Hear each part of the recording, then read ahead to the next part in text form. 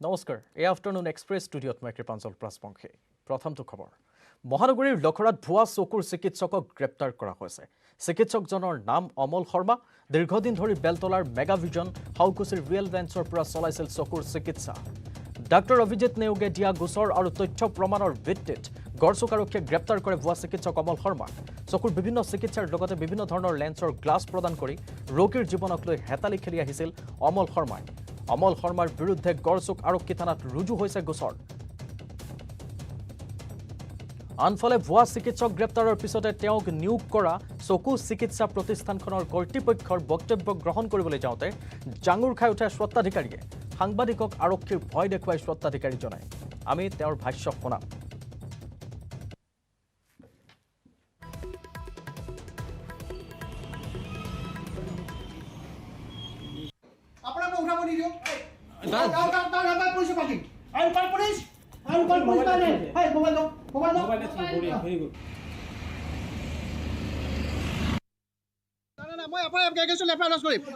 আপোনাৰ ৰাইট কি আছে আপুনি কিয় মোৰ ফটো লৈ আছে আপোনাৰ এটা ভুৱা ডক্টৰ ধৰিছে সেইকাৰণে this is not your look out এইটো লিগেল হস্পিটেলত কাম কৰিছিল legal jurisdiction you are not the right person to give verdict হস্পিটেলতে কাম কৰিছিল আপুনি কিয় ৰাখিছিলে এজন বিনা ডক্টৰ ভুৱা ডিগ্ৰী ডক্টৰ কিয় মই আই এম এ পেচেণ্ট মই কালি হস্পিটেলৰ পৰা আহিছোঁ ডিগ্ৰী ডক্টৰ কিয় কালি হস্পিটেলৰ পৰা আহিছোঁ you are not the right person আপোনাক মই উঠাব নিদিওঁ পুলিচ পাতিম I am call police I am call police মানে হয় মোবাইল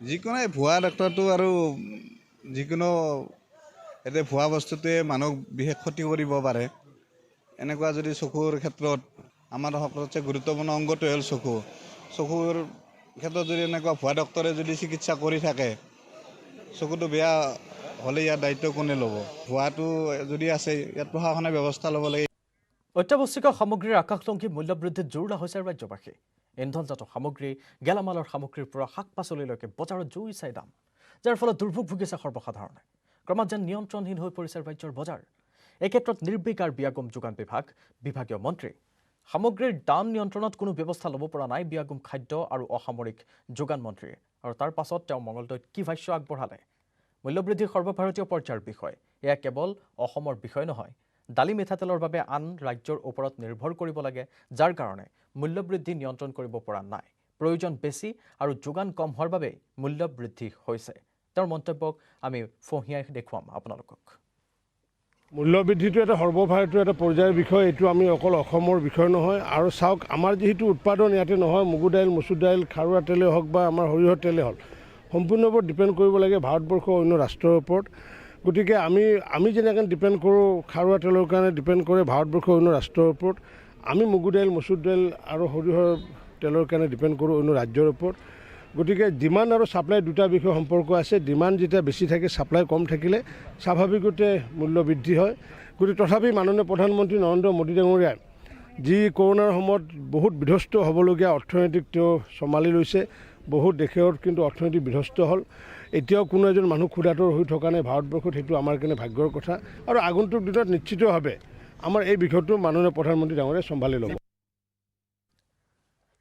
গুৰুজনাৰ স্মৃতি বিজড়িত ঐতিহাসিক হাতীপুখুৰীত বিগত কিছুদিন ধৰি মৃত্যু হৈছে দুষ্প্ৰাপ্য মাছ কাছৰ যাক লৈ ভকত বৈষ্ণৱৰ মাজত তীব্ৰ প্ৰতিক্ৰিয়াৰ সৃষ্টি হৈছে ৰাজ্যৰ বিভিন্ন প্ৰান্তৰ পৰা অহা ভকত বৈষ্ণৱৰ লগতে দৰ্শনাৰ্থীয়ে বিগত কিছু বছৰ ধৰি কাছ মেলি দিয়াত বটদ্ৰৱাৰ হাতীপুখুৰীটো শ শ কাছ সংৰক্ষণৰ থলীত পৰিণত হৈছে কিন্তু বিগত দৌল উৎসৱৰ সময়ৰ পৰা ঐতিহ্যমণ্ডিত পুখুৰীটো ক্ৰমান্বয়ে প্ৰদূষিত হ'ব ধৰাত লাহে লাহে মৃত্যু হ'ব ধৰিছে হাতীপুখুৰীৰ মাছ কাছৰ যাৰ বাবে ভকত বৈষ্ণৱে দুখ প্ৰকাশ কৰিছে গুৰুজনাৰ স্মৃতি বিজড়িত হাতীপুখুৰীৰ জলধাৰাৰ পানী পৰিষ্কাৰ কৰি মাছ কাছ ৰক্ষাৰ আহ্বান জনাইছে বটদ্ৰৱা থানৰ ভকত বৈষ্ণৱসকলে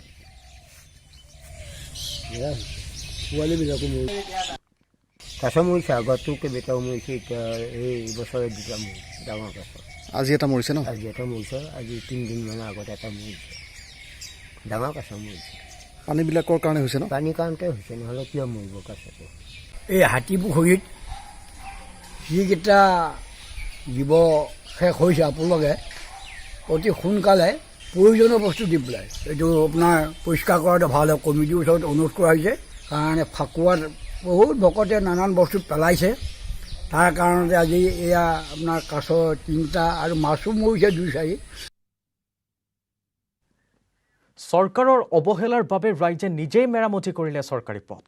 ৰঙিয়াৰ সমীপৰ গড়গড়ি গাঁৱৰ পুৰুষ মহিলাই নিৰ্মাণ কৰিলে এটা পথ। যাতায়াতৰ ক্ষেত্ৰত বছৰ বছৰ ধৰি দুৰ্ভোগ ভুগি অহা ভুক্তভোগী ৰাইজে নলবাৰী ৰঙিয়া সংযোগী পথটো অৱশেষত নিজেই মেৰামতি কৰিলে। পথৰ মাজত থকা পুখুৰী সদৃশ গাঁতবোৰ বালিৰে পুতি কোনো মতে যাতায়াতৰ উপযোগী কৰি তোলে ৰাইজে। ইয়াৰ দৃশ্য দেখুৱাইছোঁ আমি। আৰু সেই স্থলীত উপস্থিত হৈছিলগৈ আমাৰ সাংবাদিক ইনামুল ইছলাম। তেওঁ সংগ্ৰহ কৰিছিল এক প্ৰতিবেদন, সংগ্ৰহ কৰিছিল তেওঁলোকৰ ভাষ্য প্ৰতিক্ৰিয়া আমি আপোনালোকলৈ আগবঢ়াইছোঁ।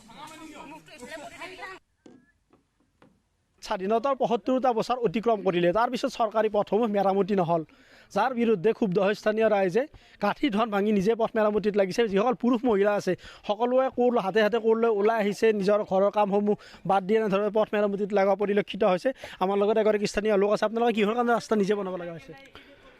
হেল্ল', তাৰমানে আমাক ধৰ্মতৰে চৰকাৰে আমাৰ ফালে তাৰমানে চকুই পৰা নাই। চকু নপৰাৰ কাৰণে আজি আমি চলি পলি ইমান লৈ কেনে ইমান আলাই বিলাই, এই আলাই বিলাইটো আমি হেৰি কৰাৰ কাৰণে মোটামুটি আমি নিজে কৰিব লগা বাধ্যত পৰিছোঁ। আমাৰ নিজে কষ্ট কৰি টকা পইচা আমি উঠাই কেনে পথবিলাক বনাইছোঁ, সৰু সুৰা পথ বনাইছোঁ কিবাকে আমি চলিব পাৰ কাৰণে। এতিয়া মোটামুটি এতিয়া মই ভাবোঁ আৰু মই আশা কৰোঁ চৰকাৰে যেন আমাৰ ফালে চকুটো অলপমান মেলি চাই আৰু আমাৰ পথটো আৰু ভালকৈ যে হেৰি কৰি বনাই দিয়ে, এইটোৰ কাৰণে মোৰ কামনা থাকিল। আৰু কি কংগ্ৰেছ চৰকাৰ, কি বিজেপি চৰকাৰ, কি এজিপি চৰকাৰ, কোনো এখন চৰকাৰে এই অঞ্চলৰ পথটো মেৰামতিৰ ক্ষেত্ৰত গুৰুত্ব নিদিয়াৰ গুৰুতৰ অভিযোগ উত্থাপন হৈছে। আমাৰ লগত এগৰাকী মহিলা আছে। বাইদেউ, কেনেকুৱা সমস্যা আপোনালোকৰ ৰাস্তাটোৰ কাৰণে? আমাৰ সমস্যা মানে বাৰিষা কালত এই পেগ ৰুব পৰা হৈ যায় ৰাস্তাটো, আমি স্কুলত চলি পুলি নিবৰ কাৰণে অসুবিধা হয়। আৰু এই বেমাৰ চেমাৰ হ'লে মানে গাড়ী চাড়ী নাপাওঁ। আমি এই ভোটৰ আগত চব চৰকাৰে আহি পেলাই কয় যে MLA আহি পেলাই কয় আমাক ভোট দিয়ে, আমি ভোট দিলে মানে ৰাস্তাটো দিম বুলি কয়। কিন্তু আমি ভোট দিয়াৰ পিছত যেতিয়া উঠে আমাৰ ৰাস্তাটো কোনো চৰকাৰে তাৰমানে চকু মেলি চোৱা নাই। তাৰে মানে আমি নিজে আজি ৰাইজে টকা উঠাই পেলাই আমি নিজে কাম কৰিছোঁ। হয়, নিৰ্বাচনৰ সময়ত নেতা পালিনেতাসকল আহি পথ মেৰামতি কৰি দিয়াৰ আশ্বাস দিয়ে, প্ৰতিশ্ৰুতি দিয়ে, তাৰপিছত নিৰ্বাচন গ'লে সেয়া ফুটুকাৰ ফেনত পৰিণত হয়, যাক লৈ তীব্ৰ সমস্যাত পৰিছে আৰু যাতায়াতৰ নামত প্ৰায় দুৰ্ভোগ ভুগিব লগা হৈছে। আমাৰ লগত এগৰাকী মহিলা আছে। মহিলাগৰাকীৰ পৰা জানিবলৈ বিচাৰিম, বাইদেউ কেনেকুৱা সমস্যা আপোনালোকৰ ৰাস্তাটোৰ কাৰণে? যেতিয়া ভোট লাগে তেতিয়াহে চাব আহে, ভোট লগা হ'লেহে। এতিয়া ৰাস্তা চাব লাগি না কি চাব লাগি সেইগিলা নাচায়। কেনে হ'ল সেইগিলা কথা ভাল কৰিব লাগে আৰু যিসকল স্থানীয় লোক আছে, অতি পিছপৰা ভিতৰুৱা অঞ্চল হয়, তেওঁলোকে কাঠি ধন ভাঙি এনেধৰণে দৰিদ্ৰ লোকসকলে নিজে পথ মেৰামতিত লগা পৰিলক্ষিত হৈছে। আৰু বাৰিষাৰ সময়ত যি ধৰণৰ বোকাময় পৰিৱেশৰ সৃষ্টি হয়, তাৰপিছত জৰুৰীকালীন সেৱা 108 এম্বুলেঞ্চ সেৱা অথবা অগ্নি নিৰ্বাপক বাহিনীৰ বাহন আহিব নোৱাৰে। আৰু যদিহে ৰোগীসকলক চিকিৎসালয়লৈ নিব লগা হয় বাৰিষাৰ সময়ত, তেতিয়াহ'লে কান্ধত ভাৰ বান্ধি প্ৰায় 5-6 কিলোমিটাৰ নিবলৈ বাধ্য হৈছে। ৰঙিয়া সমষ্টিৰ লগতে নলবাৰী সমষ্টিৰ স্থানীয় লোকসকলে এই ৰাস্তাটোৰে যাতায়াত কৰে, তাৰপিছতো এনেধৰণে দুৰ্ভোগ ভুগিব লগা হৈছে আৰু স্থানীয় ৰাইজে খুব উজাৰিছে চৰকাৰ। ধন্যবাদ ইনামুল ইছলাম। সফলতাৰ কোনো কাহিনী এদিনতে ৰচিত নহয়, কিন্তু সততা, অধ্যাৱসায় আৰু আত্মোৎসৰ্গ মনোভাৱেৰে সফলতাৰ কাহিনী এদিন নিশ্চয় ৰচনা কৰিব পাৰি। দেশত দুগ্ধ বিপ্লৱৰ সূচনা, আমুলৰ যাত্ৰা আৰম্ভ হৈছিল গুজৰাটৰ 2খন গাঁৱৰ পৰা। 75 বছৰ সম্পূৰ্ণ হোৱা আমুলেও একেলগে দেশৰ স্বাধীনতাৰ অমৃত মহোৎসৱ পালন কৰি আছে। চাওঁ আহক আমুলে কেনেদৰে সফলতাৰ সোণালী অধ্যায় ৰচনা কৰিলে।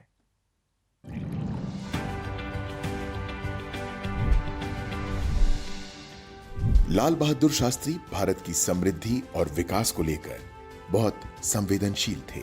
खेड़ा में 1964 में पशु आहार केंद्र के उद्घाटन पर अमूल मॉडल को देश भर में लागू करने का विचार उनके मन में आया। उन्होंने उसे जल्द ही साकार भी कर दिया। 1965 में ही नेशनल डेयरी डेवलपमेंट बोर्ड बना दिया गया। बोर्ड की जिम्मेदारी गुजरात के अमूल मॉडल को पूरे देश में लागू करने की थी। इस तरह अमूल की आहट पूरे देश में सुनाई देने लगी।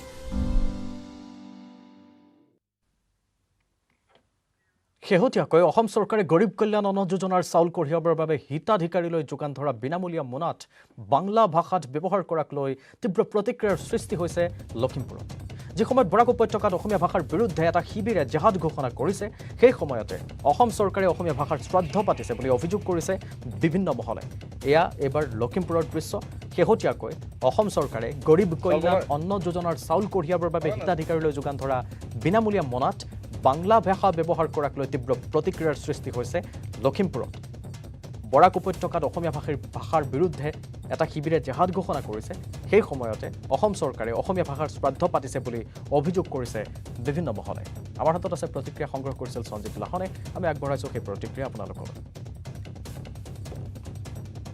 হিমন্ত বিশ্ব শৰ্মা ডাঙৰীয়া দেৱক আমি এটা কথা স্পষ্ট কৰিব বিচাৰিছোঁ যে তেখেতে মুখ্যমন্ত্ৰী আসনত অধিষ্ঠিত হোৱা পিছতেই এটা কথা উল্লেখ কৰিছিলে যে অসমৰ সকলো কাৰ্যালয়ত সকলো চৰকাৰী বেচৰকাৰী কাৰ্যালয়ত অসমীয়া ভাষা প্ৰচলন হ'ব লাগিব তাৰ বিপৰীতে আজি দেখা পোৱা গ'ল যে সমবায় সমিতিৰ যি মুনাফ তেখেতলোকে উলিয়াইছে সেই মুনাত কিন্তু বাংলা ভাষা প্ৰয়োগ হৈছে এই কথা আমি সহজভাৱে নলওঁ অসমীয়া ভাষা অসমত নিঃশেষ হৈ যোৱা যি চক্ৰান্ত তেখেতলোকে ৰচিছে এই চক্ৰান্ত আমি মানি ল'ব নোৱাৰোঁ অসমত অসমীয়াগিৰি চলিবই আৰু যদি কেনেবাকৈ যে বিজেপি চৰকাৰখনে এনেকুৱাখিনি দৃষ্টান্তমূলক ভংগী হিচাপে আমাৰ অসমীয়া সমাজত কুকীৰ্তি কৰিবলৈ ওলাই আহে পিছত আমি কিন্তু অসম জাতীয় যুৱ ছাত্ৰ পৰিষদে কেতিয়াও এইটো বহুত ডাঙৰ এটা আন্দোলন সৃষ্টি কৰিব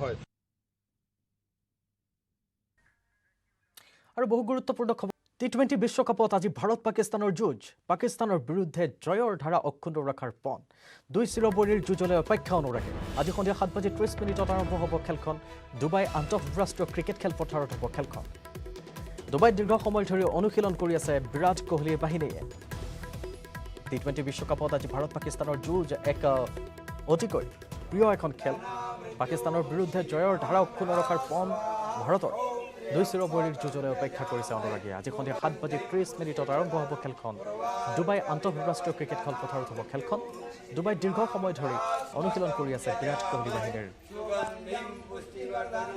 ভাৰতে এদৰ অনুশীলন কৰিছে আৰু লগতে ভাৰতৰ ভিন্ন প্ৰান্তৰ পৰা যিসকল অনুৰাগী তেওঁলোকে এইদৰে পূজা পাতল কৰিছে যাতে তেওঁলোকে জয় হ'ব পাৰে ভাৰত জয় হ'ব পাৰে তাৰ বাবে পূজা কৰিছে অৰ্চনা কৰিছে সকলোৱে ভগৱানৰ ওচৰত সেৱা কৰিছে দোৱা কৰিছে যাতে ভাৰত আজি জয়ী হয় কাৰণ ভাৰত পাকিস্তানৰ খেল এখন কেৱল ঠিক অনুৰাগীসকলৰ বাবে খেলতে সীমাবদ্ধ নহয় এক বুজাব নোৱাৰা কিছু অনুভৱ আজি ভাৰত পাকিস্তানে 200খন খেল খেলিব পাকিস্তানৰ বিৰুদ্ধে ভাৰতে এতিয়ালৈকে 200খন খেল খেলিব আজি 200খন খেল পাৰ হ'ব ভাৰত পাকিস্তানৰ খেলৰ মাজত আৰু এক ৰোমাঞ্চকৰ খেল 7:30 বজাৰ লগে লগে ভাৰত পাকিস্তানৰ খেলখনৰ বাবে এইদৰে অনুৰাগীসকল অধীৰ অপেক্ষাৰে ৰৈ আছে তেওঁলোকে পূজা পাতল কৰিছে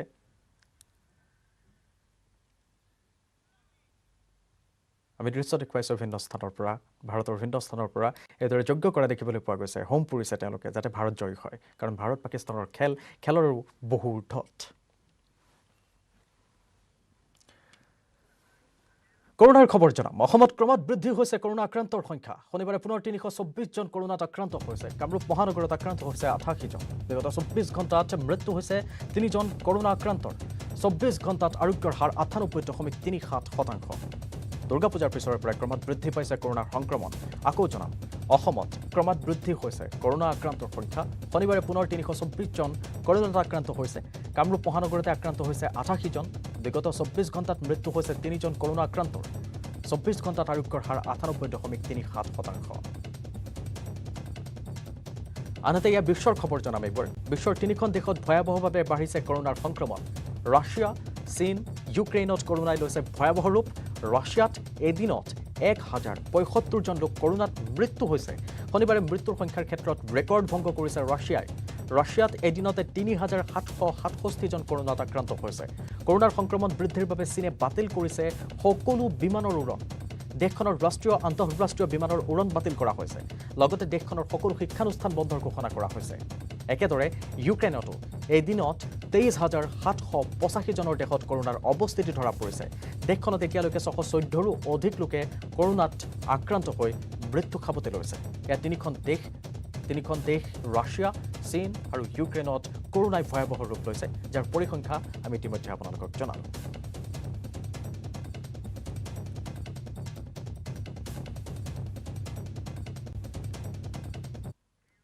অত্যাৱশ্যকীয় সামগ্ৰীৰ আকাশলংঘী মূল্যবৃদ্ধিয়ে দহিছে ৰাজ্যবাসীক। ইপিনে অস্বাভাৱিক হাৰত মূল্যবৃদ্ধিয়ে প্ৰতিজনক স্পৰ্শ কৰাৰ সময়তে শাসকীয় দলৰ নেতা মন্ত্ৰীয়ে মূল্যবৃদ্ধিক লৈ তুলুঙা মন্তব্য কৰিছে, যাক লৈ এতিয়া হতচকিত হৈ পৰিছে সমগ্ৰ ৰাজ্য। সমগ্ৰ ৰাজ্যৰ সমান্তৰালকৈ শোণিতপুৰৰ মিছামাৰীতো অত্যাৱশ্যকীয় সামগ্ৰীৰ মূল্যবৃদ্ধিয়ে জুৰুলা কৰিছে ৰাইজক। অত্যাৱশ্যকীয় সামগ্ৰীৰ মূল্য নিতৌ বৃদ্ধি হোৱাত সাধাৰণ ৰাইজ ব্যাপক সমস্যাৰ সন্মুখীন হৈছে। 1 লিটাৰ মিঠাতেল ক্ৰয় কৰাৰ বাবে এতিয়া এজনে দিন হাজিৰা কৰা লোকে চিন্তা কৰিব লগা হৈছে কেনেদৰে তেওঁলোকে ক্ৰয় কৰিব। ইয়াৰ লগতে দালি, চাউল, আটা, ময়দা ইত্যাদিবোৰতো আছে আৰু পেট্ৰলৰ কথা সুকীয়া আন কথা। এই সন্দৰ্ভত এক প্ৰতিবেদন যুগুত কৰিছে মিছামাৰীৰ পৰা আমাৰ সাংবাদিক হৰেণ ভূমিজে। আমি আগবঢ়াইছোঁ আপোনালোকক। নিশ্চয়কৈ অত্যাৱশ্যকীয় সামগ্ৰীৰ মূল্য বৃদ্ধিয়ে জুৰুলা কৰিছে সৰ্বসাধাৰণ ৰাইজক। অত্যাৱশ্যকীয় সামগ্ৰীৰ আকাশলংঘী মূল্য বৃদ্ধিয়ে সৰ্বসাধাৰণ ৰাইজ এতিয়া জুৰুলা হৈ পৰিছে। বিশেষকৈ মিঠাতেলৰ দাম অত্যাধিক হোৱাৰ লগতে দাইল, মচুৰ ইত্যাদিকে ধৰি যি শাক পাচলি, আলু, পিঁয়াজকে ধৰি বিভিন্ন যি খাদ্য সামগ্ৰী আছে, ইয়াৰ মূল্য বৃদ্ধিয়ে এতিয়া জুৰুলা কৰিছে সৰ্বসাধাৰণ ৰাইজক।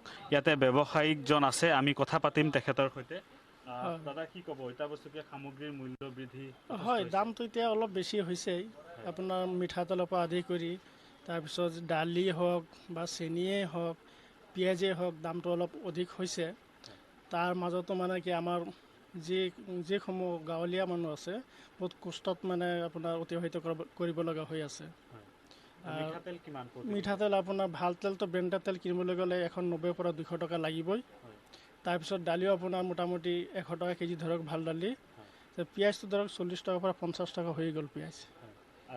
আলুটো মোটামুটি ঠিকেই আছে, আপোনাৰ 11 টকাৰ পৰা আদি কৰি আপোনাৰ 14-15 টকা চলে ভাল আলুকেইটা। আৰু আলু শাক পাচলিৰ দামো মূল্য বৃদ্ধি। হয়, শাক পাচলিটো বহুত মূল্য বৃদ্ধি। আপুনি এক মুঠি শাক ল'বলৈ যাওক, সৰু এটা মুঠি আপোনাৰ 10 টকা লাগিব এইটো। তাৰপিছত মূলা শাক আছে, সেইটোৱে 10 টকা মুঠি। মানে সাধাৰণ দুটা মানুহো নহ'বগৈ যিটো আপোনাৰ শাক মুঠি বনাইছে এতিয়া। আপুনি এগৰাকী খুচুৰা ব্যৱসায়ী, হয়, কেনেধৰণে কি কি সামগ্ৰী বিক্ৰী কৰে ইয়াতে? এই সামগ্ৰীটো এইবিলাকে দালি, চাউল, তেল, চেনি, আটা এইবিলাকতেই মানে দোকানদাৰী চলে। আৰু মোৰ চাবোন তাবোন আছে, বিস্কুট টিস্কুট আছে, এইবিলাক প্ৰায় সামগ্ৰীসমূহতে দাম বৃদ্ধি পাইছে নেকি? হয়, বৃদ্ধি পাইছে। আপুনি খুচুৰা ব্যৱসায়ী? হয়, খুচুৰা। হয়। ক'ৰ পৰা আনে মাল আপুনি? মই ইয়াৰ পৰা লৈ লওঁ। ইয়াত গোপেশদা আছে, ধৰক আপোনাৰ ইয়াত দিলুৱাৰ আছে, গুলজাৰহঁত আছে, ইহঁতৰ পৰাই লওঁ মই। মানে আপোনালোকৰ ব্যৱসায়টো প্ৰভাৱ পৰিছে নেকি আচলতে দাম বৃদ্ধি? হয়, অলপ প্ৰভাৱ পৰিছে, কাৰণ পুঞ্জিটো আমাৰ বেছি লাগিব লগা হৈ আছে এতিয়া। আগৰ দৰে যিটো পুঞ্জি আছিলে মোটামুটি চলিব পাৰিছিলোঁ, এতিয়া মানে পুঞ্জিটো অধিক লগা হৈ আছে এতিয়া। গ্ৰাহক ৰাইজৰ কেনেধৰণে সন্মুখীন হৈছে? হয়, অসুবিধা হৈছে এতিয়া। দামটো বৃদ্ধি পোৱাৰ পিছতেই গ্ৰাহকৰ অকণমান হাৰাশাস্তি হৈছে এতিয়া। নিশ্চয়কৈ এয়া আছিল খুচুৰা ব্যৱসায়ী। তেখেতসকলো আচলতে সমস্যাৰ সন্মুখীন হ'ব লগা হৈছে, যিহেতু অত্যাৱশ্যকীয় সামগ্ৰীৰ মূল্য বৃদ্ধিয়ে এতিয়া জুৰুলা কৰিছে সৰ্বসাধাৰণ ৰাইজত। আৰু এনেধৰণে মূল্য বৃদ্ধিয়ে এতিয়া প্ৰতিজন ৰাইজকে। ধন্যবাদ হৰেণ ভূমিজ। আফটাৰনুন এক্সপ্ৰেছৰ শেষৰটো খবৰ জনাবলৈ লৈছোঁ। সোমবাৰৰ পৰা পুনৰ আৰম্ভ হ'ব ৰ'পৱে সেৱা। কাৰিকৰী দিশ পৰীক্ষাৰ বাবে বন্ধ আছিল ৰ'পৱে সেৱা। 18 অক্টোবৰৰ পৰা 25 অক্টোবৰলৈকে বন্ধ ৰখা হৈছিল এই সেৱা। ৰ'পৱেৰ যাত্ৰীৰ নিৰীক্ষৰো সাল সলনি কৰা হৈছে। এতিয়াৰ পৰা শিশু আৰু বিশেষভাৱে সক্ষম লোকেও দিব লাগিব আধা ভাড়া। জনাইছোঁ, কাইলৈৰ পৰা আৰম্ভ হ'ব ৰ'পৱে সেৱা। কাৰিকৰী দিশ পৰীক্ষাৰ বাবে বন্ধ আছিল ৰ'পৱে সেৱা। 18 অক্টোবৰৰ পৰা 25 অক্টোবৰলৈকে বন্ধ ৰখা হৈছিল সেৱা। ৰ'পৱেৰ যাত্ৰীৰ নিৰীক্ষৰো সাল সলনি কৰা হৈছে। শিশু আৰু বিশেষভাৱে সক্ষম লোকেও এতিয়াৰে পৰাই দিব লাগিব আধা ভাড়া। প্ৰথমতে তেওঁলোকে দিব লগা হোৱা নাছিল। শিশু আৰু বিশেষভাৱে সক্ষম লোকসকলে এতিয়াৰ পৰা তেওঁলোকে আধা ভাড়া দিব লাগিব। সেই সাল সলনি আছে আৰু কাইলৈৰ পৰা ৰ'পৱে আৰম্ভ হ'ব।